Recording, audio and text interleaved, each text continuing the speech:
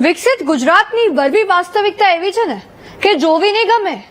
ગુજરાત અન્ય રાજ્યો માટે વિકાસનું મોડેલ છે એવા બણગા ફૂંકતા નેતાઓની પોલ વરસાદ દર વર્ષે ખોલી જ નાખે છે. આ વર્ષે પણ એવું જ થયું, એ પણ ચોમાસાની શરૂઆતમાં જ. બોલો, ગુજરાતના પાટનગરમાં તંત્રની પોલ ગજબની ખુલી ગઈ છે અને તંત્રના પાપે લોકો હર હંમેશની જેમ આ વખતે પણ હેરાન થયા છે. મેઘરાજા કહી રહ્યા છે, સાહેબો હજી તો શરૂઆત છે, તમારી ઢીલી કામગીરીની કેવી પોલ ખોલું છું જોજો તમે. પાટનગરમાં રસ્તો દબાઈ ગયો છે. જી હા, દ્રશ્યો કેવા છે જોવા છે, રસ્તો દબાઈ ગયો છે એના. આવો બતાવીએ.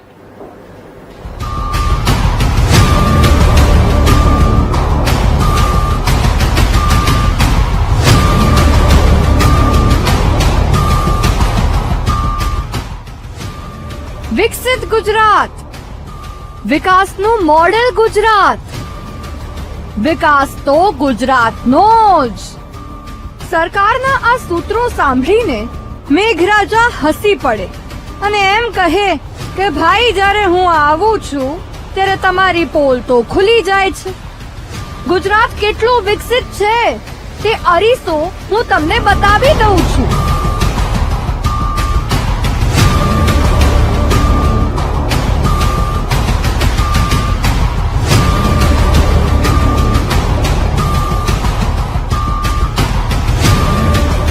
તમારા વિકસિત ગુજરાતની વરવી વાસ્તવિકતા હું જનતાને બતાવી દઉં છું.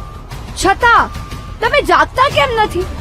દર વર્ષે આવું થાય છે તો તમે જેના પાપે તમારા ગુજરાતના લોકોને સમસ્યાઓ પડે છે તેના વિરુદ્ધ એક્શન લેતા કેમ નથી?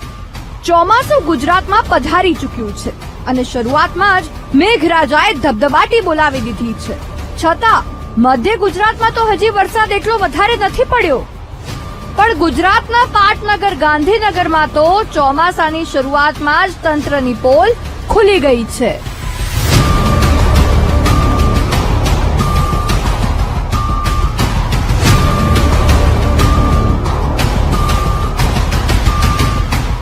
આ દ્રશ્યો છે ગાંધીનગરના સેક્ટર 27ના, જ્યાં પહેલા જ વરસાદે તંત્રની ઢીલી કામગીરી છતી કરી દીધી છે. સેક્ટર 27માં ડ્રેનેજ લાઈનની જમીન જ બેસી ગઈ. બોલો, કારણ શું? ખોદકામ કર્યા પછી યોગ્ય પુરાણ નથી કર્યું, જેથી આખી ડ્રેનેજ લાઈન જ બેસી ગઈ. વીટીવી ન્યૂઝની ટીમે આ મામલે જનતાનો અભિપ્રાય લીધો.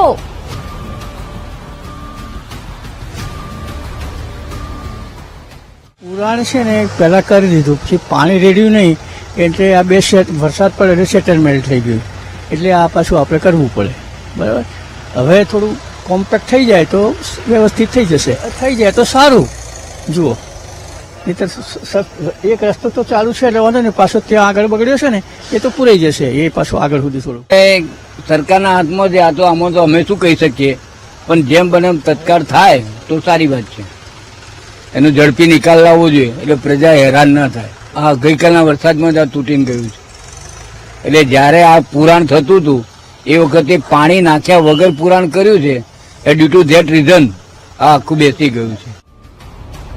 આટલી સામાન્ય વસ્તુ તો સ્થાનિકોને પણ સમજાય છે કે પુરાણ કરતા સમયે પાણી નાખવાનું હોય, પણ લાગે છે કે તંત્રના એન્જિનિયરો પરીક્ષામાં કોપી કરીને પાસ થયા હશે, એટલે જ કોમન સેન્સ તેમને નથી ખબર અને જેમ તેમ કરવા પૂરતું કામ કરીને પૈસા ખાવામાં આવ્યા છે. અથવા તો એવું હોઈ શકે કે કોન્ટ્રાક્ટર મિત્રને ફરી થોડાક પૈસા મળી જાય એટલે કામ એવું કર્યું કે ફરી તરત રસ્તો જ બેસી જાય અને ફરી સમારકામની જરૂર પડે. પણ આમાં હેરાન તો લોકો જ થયા ને. વરસાદના લીધે રસ્તો બેસી ગયો, જેથી એક તરફનો રસ્તો બંધ કરાયો. તંત્રની બેદરકારીનો ભોગ નાગરિકો બન્યા. સવાલ એ થાય છે કે પાટનગરમાં તંત્ર કેમ કરી રહ્યું છે ઢીલી કામગીરી? વિકસિત ગુજરાત સૂત્રનું માન રાખવામાં તંત્ર કેમ નિષ્ફળ? પહેલા જ વરસાદમાં રસ્તો કેમ બેસી ગયો? પુરાણ કરતી વખતે પાણી કેમ ન નાખ્યું? તંત્રની બેદરકારીનો ભોગ નાગરિકો કેમ બને? કોન્ટ્રાક્ટર મિત્રને પૈસા જ ખવડાવવામાં સાહેબોને રસ છે. પરિસ્થિતિ એવી થઈ લાગે છે કે સાહેબો તો મલાઈ ખાવામાં વ્યસ્ત છે અને ગ્રાઉન્ડ ઝીરો પર જનતા કેવી હેરાન થઈ રહી છે તેમના પાપે તે તેમને જોવાની તસદી પણ લેવી નથી.